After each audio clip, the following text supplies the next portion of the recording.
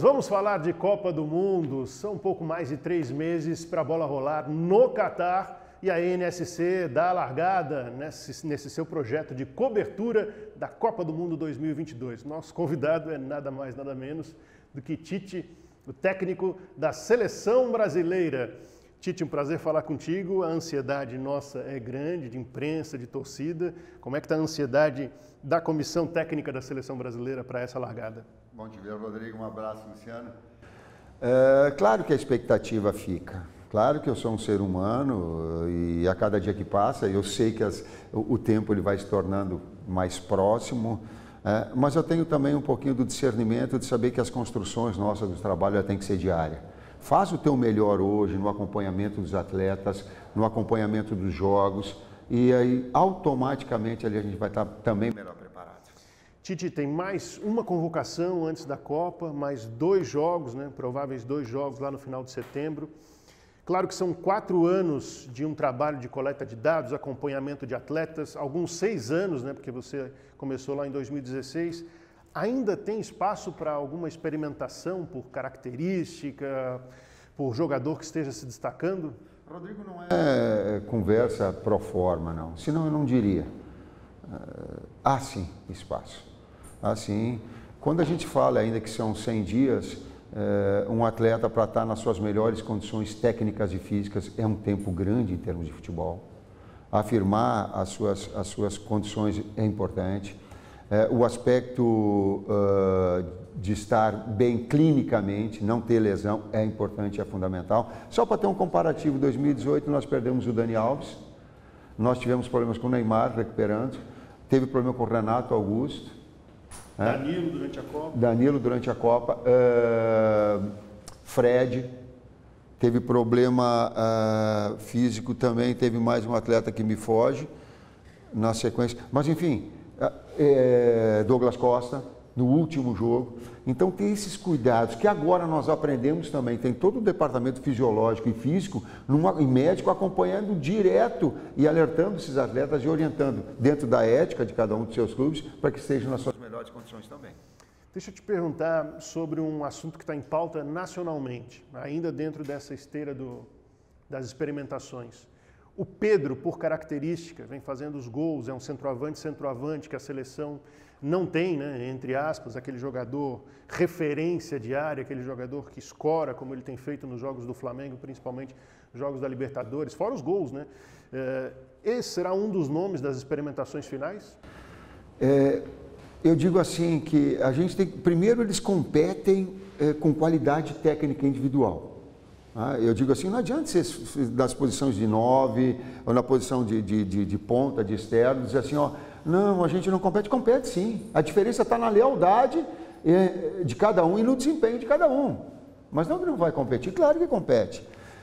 9.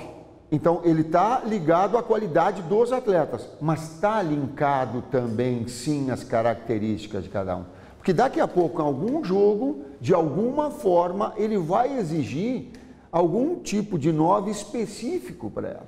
Vou te dar o exemplo. Nós vencemos Costa Rica quando na Copa do Mundo foi Gabriel Jesus de 9, entrou o Firmino de 8, ficou Neymar de 10, ficou Couto, ficou Douglas Costa, então ficou um ataque, se nós colocarmos com 5 homens em uma área mais cheia. Quando há o cruzamento do Marcelo, quem estava fazendo o escorar de cabeça era o Firmino. Na sequência do lance, o Gabriel Jesus vai dominar e o Couto está entrando e faz o gol. Então, tu tem que ter essa... Por que eu coloquei esse gol que aconteceu? Porque tu tem que ter um jogador com características importantes. Mas é importante também o nível técnico e o bom momento de cada atleta também. Eu não estou querendo antecipar convocação nenhuma, mas está difícil de não experimentar o Pedro nessa seleção. Pelo nível que ele está também tendo e dando sequência e... teve um dos grandes méritos do Dorival Júnior foi ajustar o Flamengo e potencializar jogar com dois atacantes, um de movimentação, que é o Gabigol, e um jogador mais de área, que é o Pedro, e ele está performando a cada jogo. Então é assim, sem assegurar absolutamente nada, não faz parte de mim, mas dizer sim, de que ele está num grande momento, potencializado pelo momento, a retomada da equipe, sim.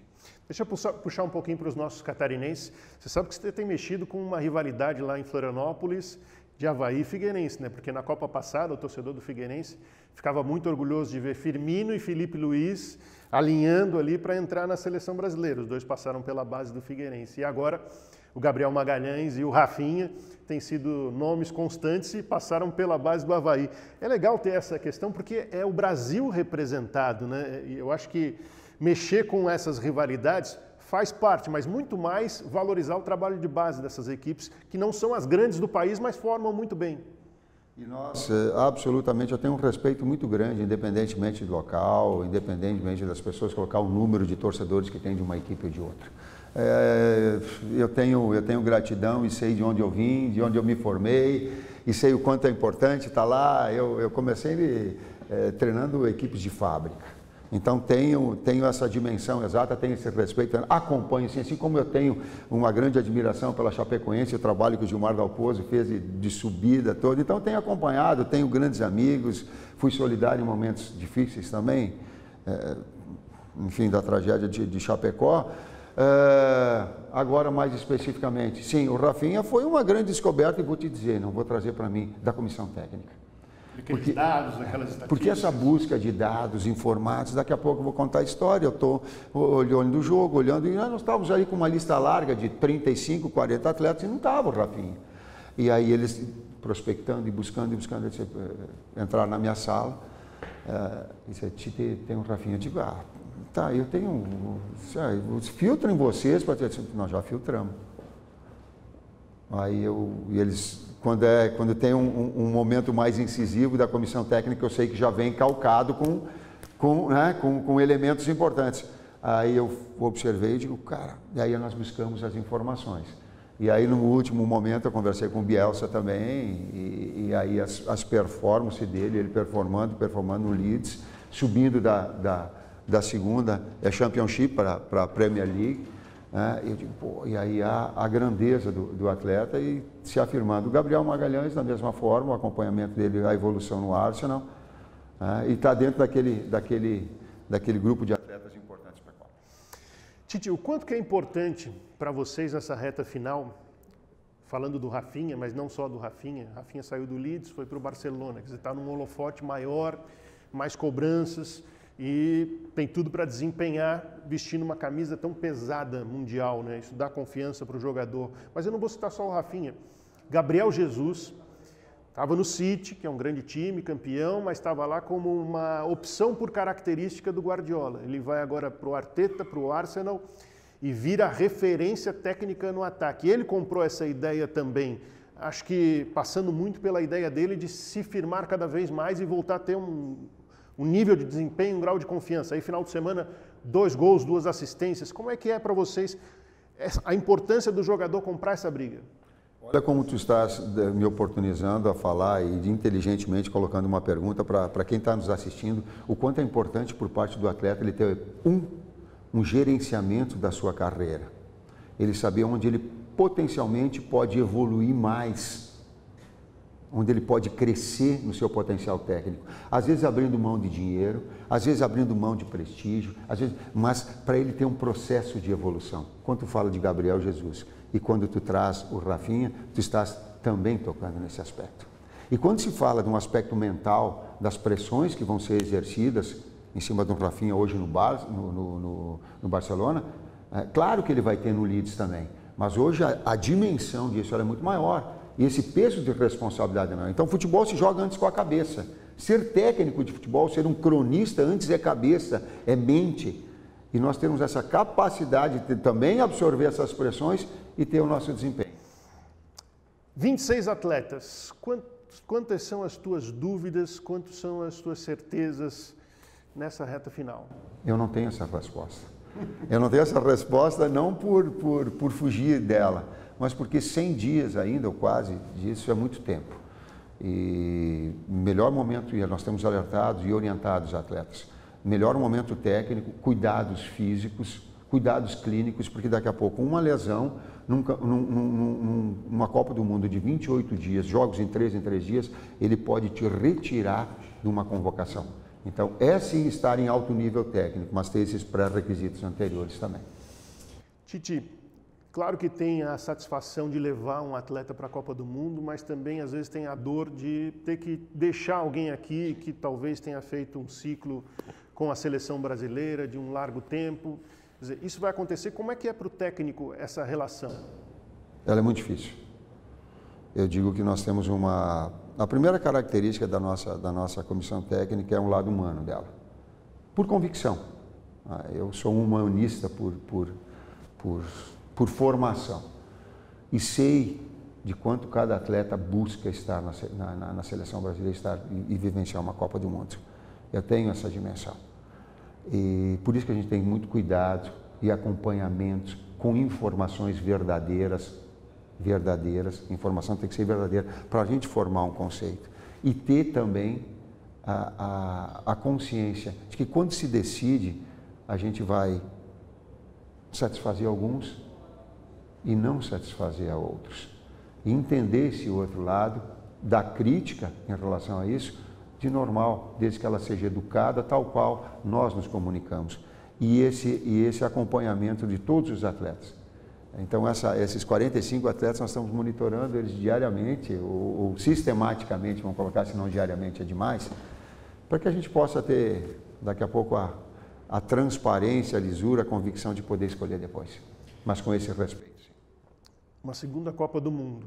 Poucos técnicos tiveram a chance de ter duas Copas do Mundo. Acho que nenhum, não, um que perdeu e teve uma segunda que foi o Tele. O Tite perdeu, entre aspas, né? Porque quartas de final de Copa do Mundo, num nível de disputa altíssimo, né? Mas, de certa forma, existe a cobrança. Que legado o Tite pretende deixar? Não estou falando de vaidade, não. Estou falando em termos de futebol, daquilo que vai ser a marca do Tite, da seleção brasileira com o técnico Tite. Vamos dizer, tem alguns detalhes que eles são importantes até agora. Eu digo assim,